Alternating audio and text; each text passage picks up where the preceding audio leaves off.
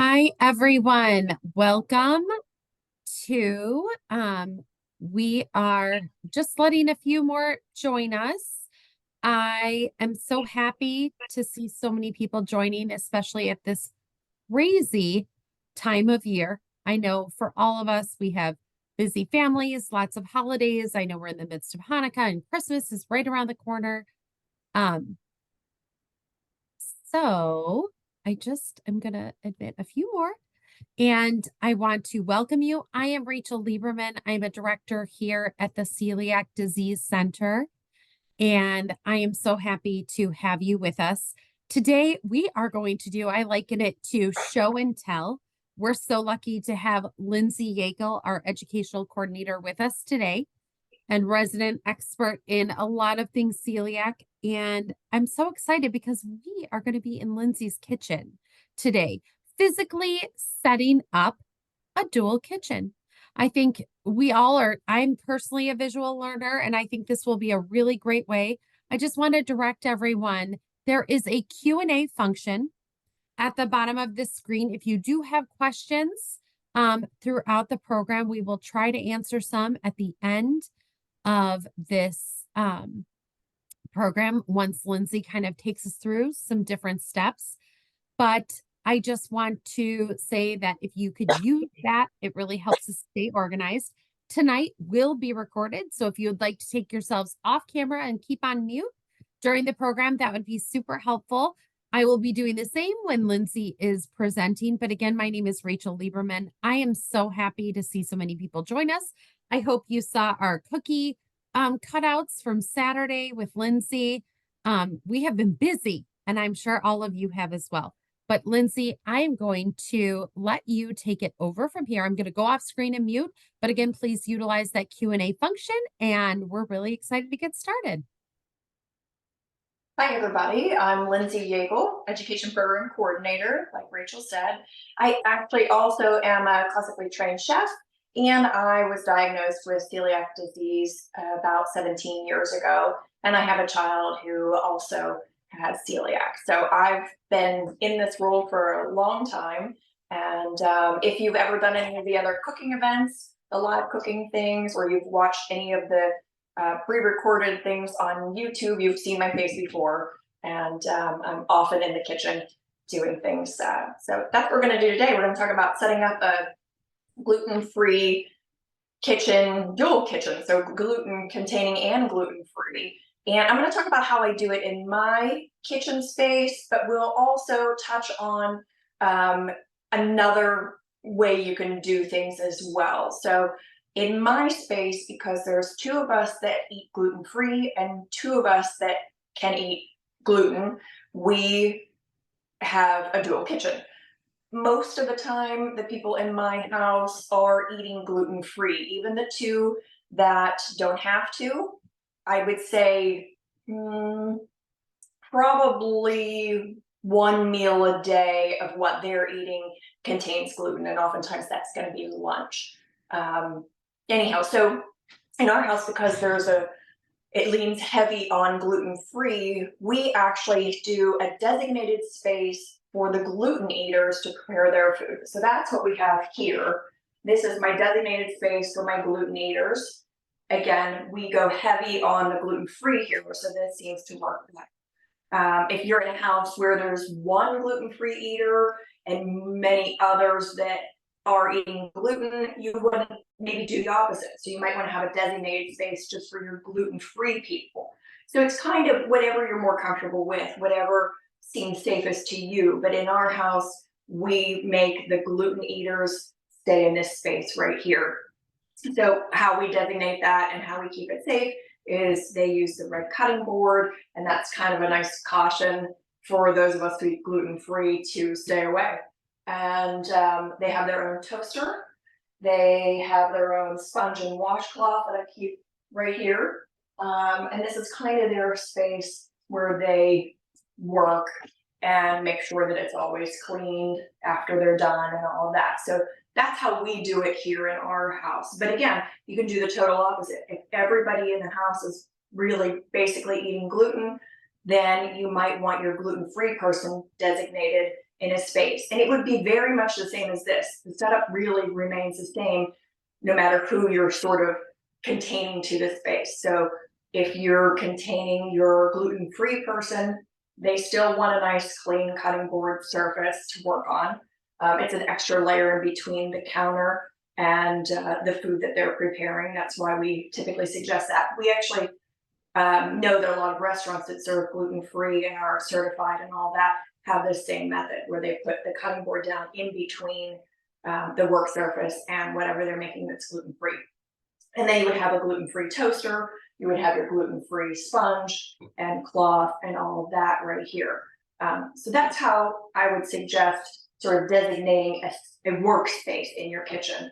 And then from there, we go more into specifics on equipment. So that can be anything from colanders to cutting boards to toasters, like we already said, and things like that. So specifically, things like colanders and strainers and things that have fine mesh holes, small holes in them, are very difficult to clean. So we typically suggest that if you already own those things that you've been using for gluten-containing food, that you then also have a set that's safe and hasn't been used for gluten-free food. So if you're in a dual kitchen, that means you would have 2 colanders or strainers, one for the gluten and one for the gluten-free. Again, we're talking dual kitchens here. So that's the idea. Now, obviously, if you have been eating gluten for all your life, you get diagnosed gluten-free and you're not doing a dual kitchen, you're converting everything to gluten-free, then you would just get rid of your old ones and replace them with new ones. They're just really hard to clean, that those fine holes in that mesh. So that's the suggestion on that. And then as far as things that are wooden rolling pins, wooden spoons, wooden cutting boards, all things that are wooden, those are porous. So we typically suggest that if you have wooden items, again, pins, boards, spoons, all of those things, and you previously used them for gluten-containing items, then we would suggest in a dual kitchen that you either get new ones, a new rolling pin, and you can get rolling pins that are marble, silicone, a lot of other materials to replace the wooden one. If you're a dual kitchen, you can keep the wooden one for your gluten items and then get another rolling pin for your gluten-free. Now, in my case, this rolling pin is wooden, and I do use it for gluten-free because it's never touched gluten-containing things before. It's always been gluten-free. When I was diagnosed, I bought a new rolling pin. I bought a wooden one. We have our rolling pin that we use for gluten, and now we have this one that's always gluten-free. So you can use wood, it just can't have been used with gluten things before. But again, they make a marble one, they make silicone ones, you can do all of those as well. Just as long as you're not sharing a wooden one, that's what matters. Same with the cutting boards. You can see over here, this is more of a plastic type cutting board that's safer for gluten-free than a wooden one. If the wooden one was used for gluten containing, it's porous, it'll have cuts in it.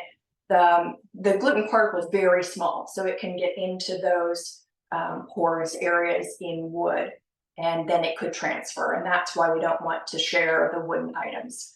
So yeah, that in that case, you want to replace a wooden cutting board with more of the plastic cutting board. The other thing that I tell people to be aware of and cautious of is a muffin tin. So muffin tins, we've all used them, and there's a little crevice the whole way around the bottom that's very hard to clean. It can be cleaned, but it can be hard to get into that crevice. So I typically just suggest people use a liner, a cupcake liner in them, and that is extra precaution in case you're willing to get those tins clean enough. And again, as I said, wooden spoons, we don't want to use those. Silicone spoons, metal, you can see I have a whole container of metal utensils over here, spoons, whisks, spatulas, all the things. That's all safe and easy to clean. So those are the suggestions to replace wooden spoons. The other thing that we suggest is parchment paper and foil. So if you're concerned about a sheet pan or something like that, or if you're grilling, you're using a grill that you're a little bit concerned about, you can take a piece of foil and you can lay it on the grill and then put your food on there. And that gives you that layer of protection so that your food's not actually touching a grill that maybe has had gluten on it. Parchment paper you can use, same idea. If you have a sheet pan or something you're just not totally comfortable with cleaned properly or well enough, you can put a piece of parchment paper on it and then put the food on there to cook it. Typically, pots and pans and sheet pans and things like that are all fine once they've been washed. Soap and water, that's how you remove gluten. It can't be heated off. It can't be, just nothing else. No sanitizer doesn't get rid of it. Nothing gets rid of it except physically removing it with soap and water. So sheet pans, pots and pans, all of those things are typically able to be shared. So no worries on that. If you have a pan, maybe a nonstick pan, that you've really used a lot and you've used it for gluten containing things, then you can start to see that nonstick is wearing out, or maybe it's got marks through it. That means it's starting to get porous and it might hold on to some gluten. So in that case, I might suggest that you have a new nonstick pan if yours is kind of getting older and a little bit beat up, which does happen with nonstick pans. But generally speaking, a good new nonstick pan that can be shared in a dual kitchen, it should wash up very, very well. Toaster. So I said over here is our gluten toaster, and here's my gluten-free toaster. They're very similar, and the way we know the difference is I actually label mine. So I have a yellow sticker that I wrap around the cord that says GF on it, gluten-free. So the gluten-free people in the house know that that's the toaster they're supposed to use. It's literally just a sticker that I wrap around the cord and put GF on. Nothing too fancy. And then as far as other equipment, I have a toaster oven over here. And this particular toaster oven is also an air fryer.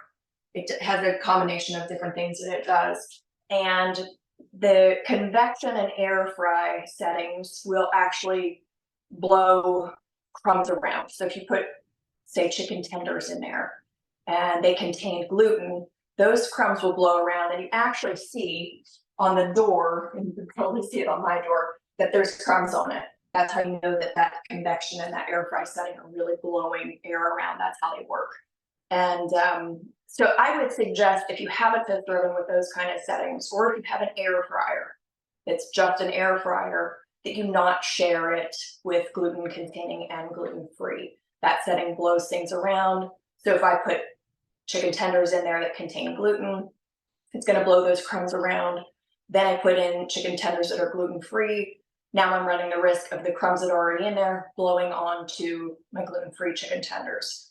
The convection setting is, it circulates by blowing a fan. And so even if you have a convection oven, it's not really terribly safe for you to use it with gluten-free items. Now, if you're baking a casserole or something like that and you can put foil cover over it, that would be fine. But if I put a pan of cookies in to bake in a convection setting, that I'm not as comfortable with. So something that you can cover, that would be okay. But if it's an open item with a convection setting in an oven where you do gluten containing things, I wouldn't suggest that in a dual kitchen. Let's see, bread makers. I don't have one, but bread makers do have a gluten-free setting, some of them. And so I want to make sure that people understand the gluten-free setting doesn't mean it's safe to share it with gluten-containing bread. So if you're using a bread maker for gluten-containing bread, and then you want to put your gluten-free in there, it's likely contaminated. Bread machine is very hard to clean. It's just awkward. It's hard to get into. So if you're somebody who likes to make your own bread and you want to make both kinds, you're probably going to want two bread makers. The gluten-free setting isn't about the cleaning process or any of that. It's just a setting that they make a little bit different for baking. So that's probably not something you want to share. Let's see. Oh, the next things pastry brushes or basting brushes. Not something that's often talked about, but a typical pastry brush is a lot like a paintbrush. So it's got the bristles and it's porous and it's very hard to clean in there. I wouldn't suggest sharing this between gluten and gluten-free items. It's never going to clean well. But you can get silicone brushes, and those are better, and those can be cleaned. They can go in the dishwasher and everything. So silicone is a better way to go than the traditional bristle type brush that most people had years ago. As far as equipment goes, that's that. And then storage. So in my kitchen, I'm going to show you how I store things. So in here are 2 shelves. And we always tell people to store gluten-free items on the top shelf. So here's my gluten-free items. I'm sure everybody can recognize some of them. Anyhow, that's all the gluten-free. And then down here is where the gluten-containing items go. You can see we don't have much here that's gluten-containing. And in fact, I had to buy 2 things to make it fuller for demonstration purposes. So yeah, all of our gluten-free goes on the top shelf, the gluten-containing on the bottom. And the reason that people do that is so if anything on the gluten in the gluten-containing items would break open or crumbs would happen, you don't want to be pulling that down over top of your gluten-free items. So you don't want the gluten-free items to get contaminated by other things that could be above them. So we always put the gluten-free on the top shelves and the gluten-containing underneath, just to reduce the risk of cross-contamination from the gluten-containing items. I only have 2 shelves here, but if you had 4 shelves, if it was a pantry and you had 4 shelves, and you had more gluten-free items than what I have, then you could use the top 2 shelves. If you only have this many gluten-containing items, but you have lots of gluten-free, you can do just one bottom shelf for your gluten-containing. It's whatever works best in your house, but you always want the gluten-containing on the bottom so they don't contaminate any of the gluten-free. So that's how I set that up. And that's a similar idea in the refrigerator. So we typically want to make sure that things in the refrigerator aren't contaminating the gluten-free as well. So if you have, a lot of things in the refrigerator that contain gluten, you're going to want to put those closer to the bottom of the refrigerator. Now, because I'm a chef, I would say your meats should be in the bottom. You don't want that dripping down onto anything. That's what we're taught when we go to culinary school. So I would say make sure your meat's at the bottom, and then your gluten-containing items at the bottom or near the bottom as well. And you could kind of do meat on one side and your gluten-containing on the other, or whatever. But keep the gluten-free closer to the top. And I know, typically speaking, things are in closed containers in the refrigerator. And if that's the case and everything's neat and tidy, there's a little bit more leeway there. But generally speaking, just out of habit, and good practices to keep things separated in the refrigerator too. So the next thing then that I think is important to talk about are condiments and things like that. So in my house, we have a combination of ways we do things. So we have things like squeeze bottles. So this ketchup comes in a squeeze bottle, and we can just squeeze it out without touching it to anything. So say that's a piece of bread, we can just squeeze the ketchup. It doesn't have to touch the bread, it doesn't have to touch anything. Squeezes right out. The squeeze bottles are really good for a house that's a dual kitchen. You can squeeze things out. Mustard, same thing, squeeze it out, and it doesn't have to touch anything, so there's no risk of contaminating it. Then the other thing that we do is sometimes we'll have 2 of something. And the reason I'm saying all this is because when you have something like peanut butter, for example, and I'm going to make a sandwich, and so I get my knife, I'm going to make a gluten-containing sandwich. I get my knife, I scoop up my peanut butter, and I spread it onto my gluten-containing bread. And I go, oh, I didn't get enough. Let me go back into the peanut butter and get more. Well, now there's likely breadcrumbs from that original time I spread the peanut butter on the knife, and now I went back in and I got more peanut butter. And so now I've contaminated the whole container because I'm making a gluten containing sandwich. So what I do in my house sometimes is, oh, I do something that's used a lot, like peanut butter in my house. I'll get two of those. And so then I can actually, I find painter's tape. I don't know if everybody has painter's tape, but I find it sticks really nicely and it's a good size and just works really well. But I'll take a piece of painter's tape, I'll put it right on the lid, and then I'll take my Sharpie and I'll just put a GF. Now I know that's my gluten-free peanut butter. My other peanut butter wouldn't have any label on it. So in our house, label the gluten-free things. Unlabeled means that's containing gluten. So that's another method. So we have the squeeze bottle, we have the 2 container method, and then the other method that we use pretty regularly is same idea. I'm making a gluten containing sandwich and I'm going to put mayonnaise on it. Well, I don't want to use a knife and dip it in and out of my mayonnaise because then I'm going to contaminate the whole thing for everybody. So the other option that we use here is to scoop some mayonnaise out, put it in a separate container. Now I can take my knife and I can dip in and out of this one all I want and not worry about contaminating the whole container. So now I'm dipping in, I'm spreading, oh, I need some more, I dip in here again, I spread more, and I don't have to worry about this knife going in and out of that container. That container stays safe. This is the only thing that gets dipped in and out of and touches the gluten containing bread. So we do that method sometimes, and we'll do that same idea with the butter. So around here, we just buy sticks of butter. I don't buy a tub of butter. My mother actually buys tubs of butter and she does the labeling method. So one of her tubs of butter is labeled gluten-free and one is not. But we do sticks of butter. So we do this method where we'll just go, oh, I'm doing whatever, spreading butter on a piece of bread, and I think I'm going to need this much. So we do that, and then we separate it out into that container and then dip in and out of the container again. Same idea with the butter. So those are some of the things that we do to keep condiments safe. Let's see, what else do I need to talk about? Rachel, thoughts on other things that I should go over? Yes. So I wanted to touch upon, and Lindsay, I love your spooning method. I think in homes with young kids, I would say that's probably not practical because kids, it depends on the age of the people in your home of, Sure. how much you can do. But can you address really quickly microwave and oven?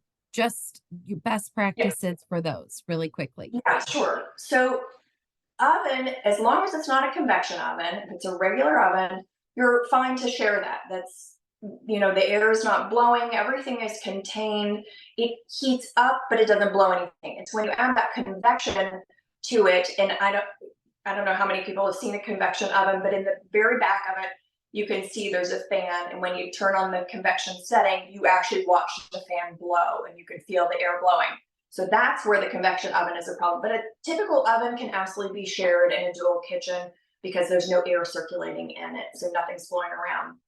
Microwave also can be shared, but I just want to say, because I think it's worth mentioning, if your microwave isn't cleaned regularly, if you're somebody who kind of lets it go and there's kind of gunk hanging on the top and there's just not the cleanest, you maybe don't want to share it. Or you maybe only want to share it if you're putting something over top of the gluten-free item. They make little plastic kind of lids, if you will. It's not exactly a lid, but it kind of sits over the container to avoid a lot of the splattering.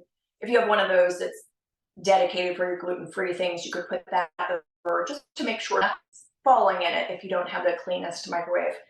And that comes to my mind actually because my daughter is in college and they have a microwave on her floor that they share. And she said there's times where she has found it pretty unusable. So she's had to clean it so that she can make her things in it. So just be aware of that.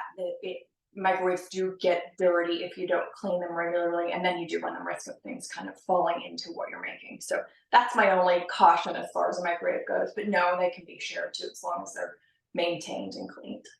Yeah. So we have a few questions coming in, which is great. I want to talk about the cleaning side of things. I know that you mentioned briefly when you were introducing your cutting boards over there, the red cutting board, and you said you had a separate towel and sponge. Can you talk to us, Lindsay, about best practices, number one, with cleaning dishes, and number two, cleaning countertops, and Yes. how you keep Okay. things safe? Yeah, so as I mentioned before, gluten is only able to be removed with soap and water. It's not, it's a physical removing, wiping away of the gluten particle. That's the only way to remove it. Like I said, no sanitizing away, no heating away, all of those things that I'm sure we've all heard people say in restaurants and scary settings. I did have somebody tell me that the high heat would burn the gluten off, so I didn't need to worry about it one time. Anyhow, so it's the physical removal. So what I do is, again, in my kitchen, this is the gluten containing area. So we have a sponge and a washcloth that's just specifically for cleaning the space, cleaning the whatever equipment is used here, cleaning the cutting board, all of that. And it's two things you can do. The cutting board, it can be hand washed, soap and water, wash away the gluten. It can also go into a dishwasher. So dishwasher will remove gluten as well. And that's actually a good process, is to use a dishwasher if you have one. But again, physically washing soap and water will do it too. But what I do is, if this was, we'll say this is a gluten-free area. I think that's the best way to go. So for this explanation, we'll say this is the gluten-free area. So before that is used, I would say use your washcloth, soapy water, and wipe the whole area down. Then come back with your clean cutting board, put it down. Make whatever you're going to make. And then everything that you use here is either hand washed in soapy water, or it's put in the dishwasher if that's an option. Again, you're using your sponge, your washcloth, all of these things that remain gluten-free to do all of the cleaning over here. You're not going to share this with your gluten containing. So you can see I have another sponge and another washcloth over here. So that's the idea. And then wipe it all down. Always wipe it down before you use it. Always clean it up after you're done. That's the best way to remove the gluten. And again, washer with what you can, and hand wash what you can't. Put in a dishwasher. That's awesome. Thank you, Lindsay, for that explanation. And I wanted to note that I have another friend who uses colored they're dishwasher safe, but they almost replicate, it's like a silicone rubber band, and she uses orange for gluten-free everything. So I think whatever system, I love Lindsay's painter's tape, that is better for like condiments and things like that. But you kind of pick a color, you have a theme. And I know someone mentioned in our Q&A about a wooden spoon. If it's never touched gluten, can you utilize a wooden spoon when cooking with gluten-free? And your answer to that, Lindsay? Yeah, my answer is yes, you can. As long as you're certain that that wooden spoon has not been used for gluten containing, it's absolutely fine to use it for gluten free. That's exactly what's happening. Same idea with my rolling pin. So this is my gluten free rolling pin. It is wooden, but it was never used for anything that contained gluten before. So that's perfectly safe to use, as long as it's not being cured. Those are the things you just have to keep in mind in a dual kitchen is, what can we do, what's obvious to the rest of the family so that there's no confusion. The other thing I would also consider to make things easier is have one area where you store your very specific gluten-free items. In this drawer, I would store my cutting board, I would store things that are very specifically gluten-free. so that everybody knows, oh, stay out of that drawer because that's the gluten-free drawer only. So those kind of things can also make your life a little bit easier if you have like a specific area where you're storing the designated gluten-free Yeah. equipment as well. So talk to me about the dishwasher because you mentioned obviously soap and water with a sponge removes gluten, but can you put gluten-free and non-gluten-free items in the same dishwasher load? Yes, you can. We know there's nothing that's ever said that that's been a problem. It's the same as hand washing with soap and water. So the water's going throughout the machine, it's rinsing, there's soap going through. The whole process is happening inside the machine. So it's the same idea. It's a physical removal of the gluten protein. Now, if you have maybe an older dishwasher and you're not so comfortable that it's doing as well as maybe it was when you originally got it, then you might want to consider hand washing some of your gluten-free things if you feel better about that. But yes, generally speaking, a dishwasher is going to do the work of physical removal of the gluten.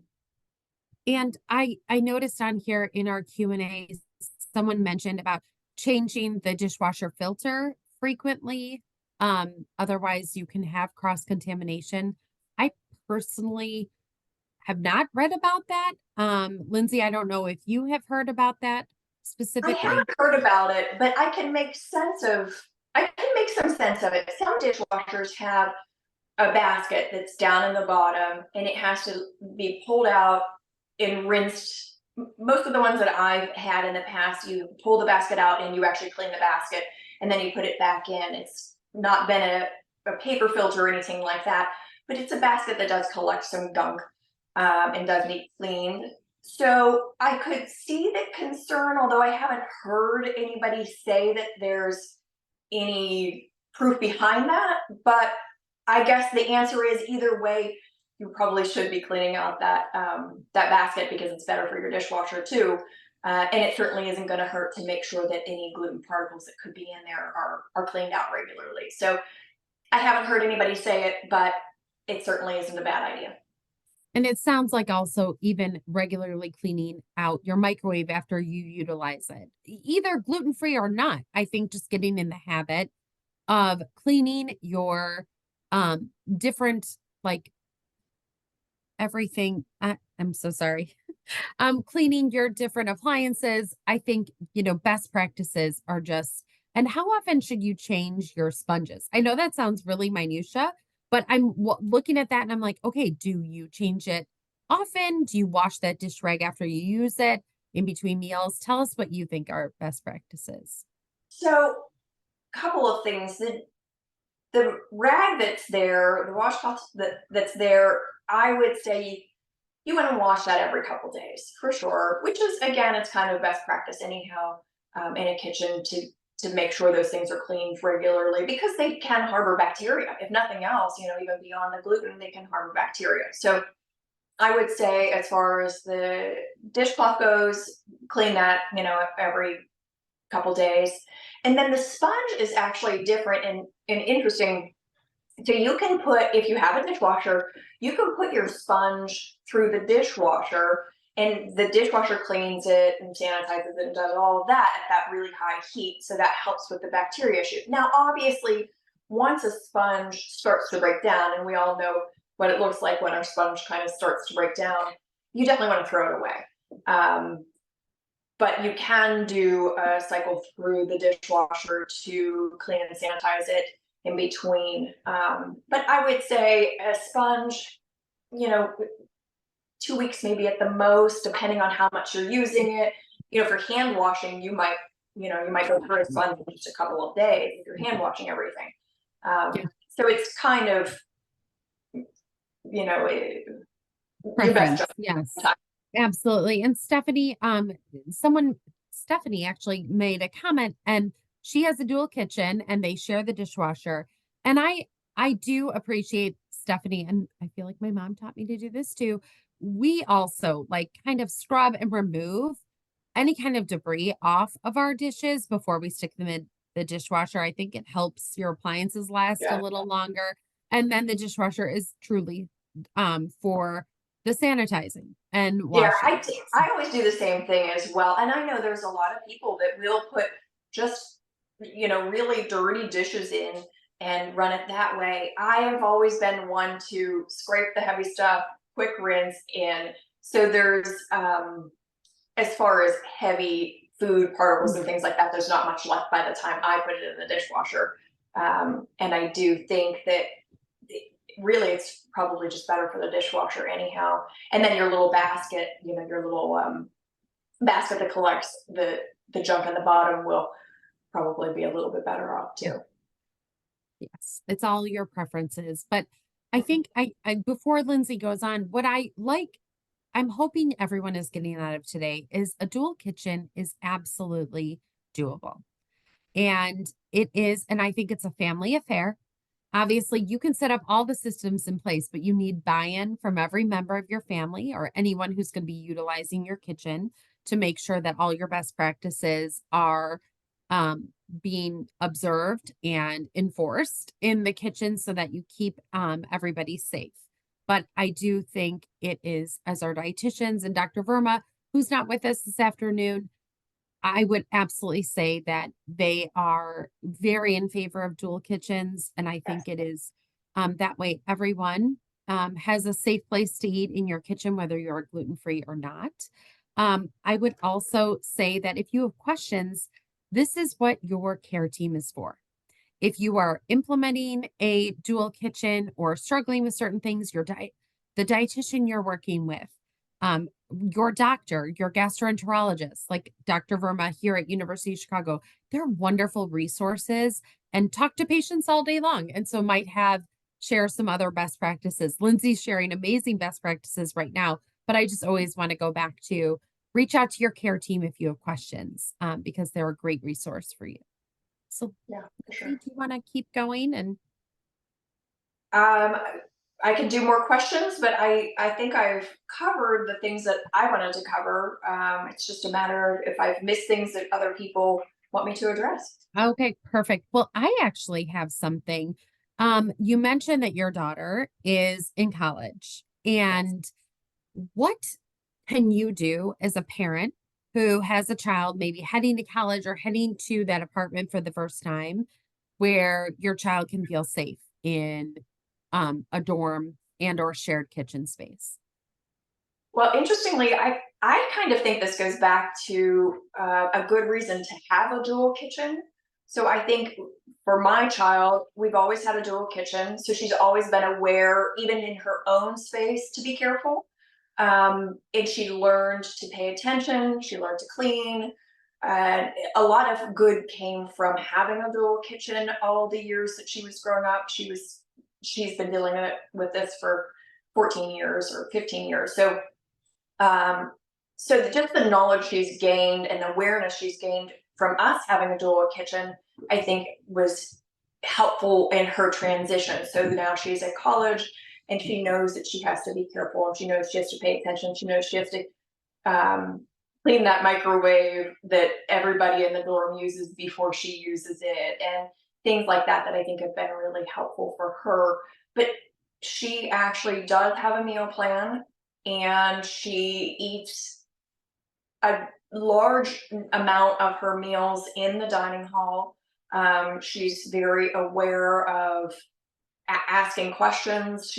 She was worried about it initially. This is her first year. She's a freshman, so she was worried about it initially and felt a little bit awkward about it. But now, as we're into December, it's just normal in her life to go to the person she's supposed to talk to, find out what's safe to eat that day, ask questions about how it was prepared, things like that. So having her involved, even when we went to restaurants, and her asking questions or hearing me ask questions, or all of that has carried her through even to the dining hall where she's now comfortable asking questions and making sure that she's comfortable with the way that they've prepared things and that kind of stuff. So I think that's been helpful. Also, a mini fridge. A mini fridge goes a long way. She can run to the store. She's actually in a city right downtown. And so she walks to, there's a Target nearby. She walks to the Target. She'll pick up food there that she can keep in her mini fridge and snacks and healthy food too. She'll buy, here's a hot tip, the Kevin's meals where it's a protein and a sauce all in a box, and it's 2 servings. She actually puts some of those in her refrigerator if she goes to the dining hall and they are serving something gluten-free that she's not crazy about. She knows that's in a refrigerator and she can clean the microwave and then heat it up. So that's a nice thing. Protein's a tricky one with my child. She doesn't love protein, so, and sometimes the protein that they serve is fish, which she really doesn't like. So having those in her refrigerator has been a really big help. Um, That's Cheese, snacks, stuff like that. She has to have stuff in her dorm too. right. So being prepared. So what about when you are sharing an unfamiliar kitchen? Let's say you're heading out of town to stay with family and or a VRBO, where obviously the assumption is they are a gluten consuming person, such as when you travel. Should you wash all of the utensils and plates and pots and pans before you utilize them to prepare gluten-free food, or how would you handle that, Lindsay? I actually probably would. At least the things that I know I'm going to be using. Sometimes kitchens, when you're traveling VRBO or whatever, they have things that you're like, oh, I'm never going to use that because I'm going to eat most of my meals out or whatever. But the things that you know you're going to use, yeah, I would probably quickly wash them. If there's a dishwasher in the facility, then I would, just put whatever I think I'm going to be using in the dishwasher, run it, go have some fun, come back, and it's good to go. But yeah, typically I'm not inclined to trust a place like that, a vacation home that's all set up for me. And I know the week before I got there, people were using things and maybe don't clean the same as I do, or, whatever. So I probably would clean a good bit of it before I used it. Mhm. Um, and as far as going to somebody else's house and staying with somebody else, family or friends or whatever, I generally say if they're the kind of people that you would stay with, chances are they will accommodate you in some way. They'll give you a little space, in the kitchen that you can feel good about, but also clean it before you use it every time. Um, I would kind of take the same approach that you take at home, but it's just going to be in kind of a smaller format. You're going to have your little space in the corner. You're going to make sure it's clean. If you're using equipment of theirs, you're going to make sure you clean it first. If you brought food in yourself, you're going to keep it safely, tucked away from everything else. It's very similar to the practices you use at home, but in a very small scale compared to in your home kitchen. But yeah, generally, if it's somebody that you are close enough to stay with, chances are they're going to accommodate you the best they can. That's fantastic. So, can we talk a little bit about what if you just don't feel comfortable? How do you gently say, like, let's say you're going to a friend's home for dinner and you probably feel more comfortable not because obviously a lot of work goes into a dual kitchen or safe standards for preparing gluten-free food. How can you kindly, have you ever been in this position, Lindsay? How do you say nicely, like I ate before? My suggestion would be like eating before or suggesting to bring something that you know you can eat that is substantial to contribute to the meal being served so then you feel fed as well. I don't know. Yeah, typically this happened to me more when I was newly diagnosed. So again, that was 17 years ago. There was very little knowledge really about celiac in the general population. That's changed drastically in the last 17 years. But back then, oftentimes I would explain in a very abbreviated way what I had and what it meant. And then I would say, we're so happy to come to dinner. That'll be so much fun. Do you mind if I bring a little something so that I know that I can safely eat as well? I don't want you to have to go out of your way. And I'll just bring a little something if you don't mind. And I always got good feedback from that. People were always like, "Oh my gosh, yes, I don't want to take any chances. I want to make sure that you're safe." Typically, when I worded things that way, people were really receptive. Eventually, once I got a little bit further into it, then I found that people would say, "Okay, you've been coming to dinner regularly for the last however long. I would like to be able to prepare something for you. Can you help me?" And then I would say, "Sure." And we talk through it, and if if you get to the point where they're comfortable and want to help, then chances are they're going to be really careful, because if they're offering, they probably get it. um, but yeah, I would say as far as kind of an easy let down, if you will, is to just say, I'm still figuring this out myself, and I would just really feel most comfortable if I could bring a little something. Or you can also say, since I'm still figuring this out, I'm going to eat at home, but the rest of my family is really excited to enjoy your meal. Those kind of things Yeah, I think are the that's best. great. And I know we have here a question about hand washing, especially during meal prep and um, just cautions when even serving food. And I think from home food safety purposes, I know Lindsay has taken a lot of classes on this. We can touch upon the importance of hand washing, but let's say that you are serving a meal and setting out food that you might touch something with gluten. Can you just talk about best practices? So for the hand washing part, it's the same as cleaning the counters, cleaning the equipment. You have to physically remove it from your hands. So it's soap and water. As far as the gluten removal goes, soap and water, rinse it off. And now, as far as sanitary purposes and training, because I was a chef working with meats, things like that, it there's a certain amount of time that you're supposed to, scrub before you rinse and all of that. That's a topic for not the Celiac Disease Center. Um, but as far as the serving, Rachel, if I'm understanding correctly, you're wondering how to serve without risk of cross contact. Is that what Exactly. okay? Exactly. So as far as that goes, if you're at an event, say, and there's some gluten-free things and there's some gluten containing. Oftentimes, what I suggest to people to do is, if you're a gluten-free person, go through and serve yourself first before there's any risk of cross contact. So somebody else comes through and they're able to eat all the things. Well, we want to make sure that spoons are staying with the actual item they belong with. So if there's a gluten-free item with a spoon in it, you want to make sure that that spoon is not ending up at into something else that contains gluten. One of the ways to avoid that is to be the first through the line. Every single time I've ever been to an event where it was set up in a way like that, and I have said, "Would you mind if I go through the line first before there's any risk of cross contact?" Every time they say, "Yes, please do that. That would be great."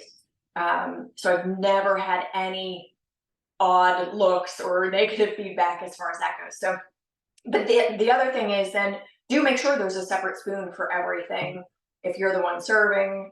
Um, and a lot of times in restaurants, like a buffet setup, we make sure that all of the gluten containing items are at one end and the gluten free are at another. That helps reduce the risk as well. So, you're coming through the line and it's all gluten free. And then you get to this end and now it starts to be gluten containing. So now you have a little bit less risk of cross contaminating different Mhm. dishes that are being served. Those are some of the things. That's great advice. Lindsay, one place in the kitchen we didn't talk about was leftover containers. Can you utilize the same leftover containers for gluten containing items, wash them, and then have a gluten-free item in them after? What are your thoughts on that? Okay, so generally speaking, the answer is yes, but there's always a but. If you're somebody who uses your leftover containers and you heat them up in the microwave, and you know how they get that kind of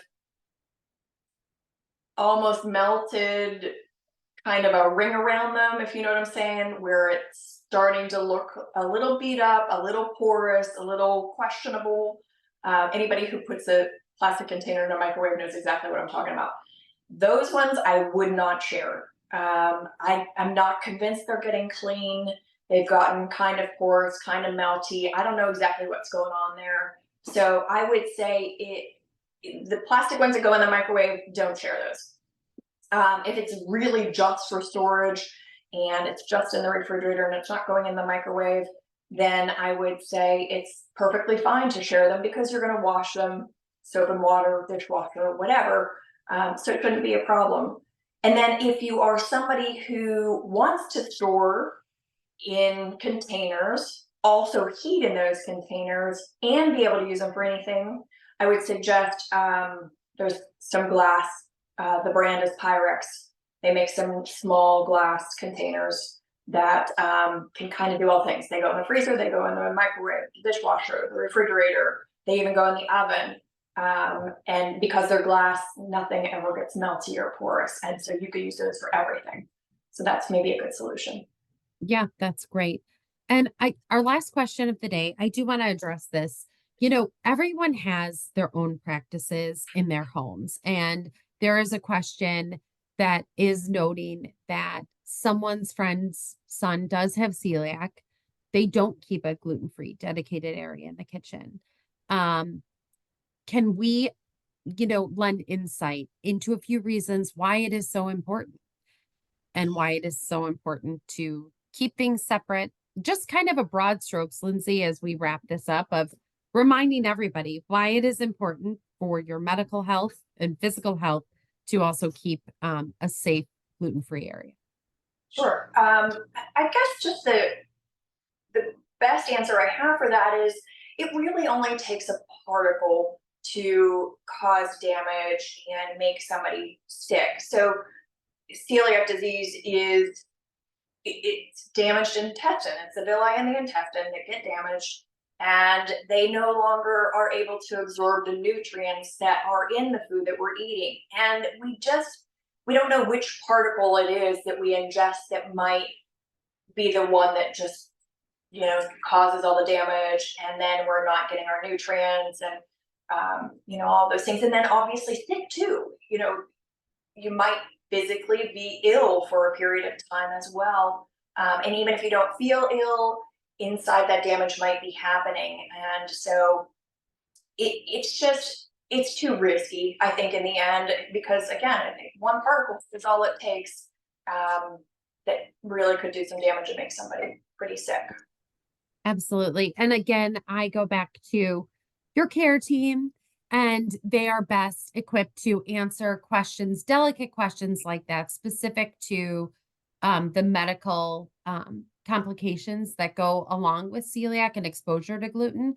But I hope that you found, Lindsay, this was great. And I think there is nothing better than physically seeing someone from your cabinet space to your counters and how things are done and things to look out for. There are so many tools and resources out there. I hope you found this video today, our live Zoom, resourceful. We will have this up on our YouTube channel. It's in its entirety if you had to jump off or had to leave early or just joined us later. So I hope that you gained some insight from this. We really appreciate there are so many benefits to having a dual kitchen. Obviously, we also recognize that for some families, a gluten-free kitchen is most comfortable for them.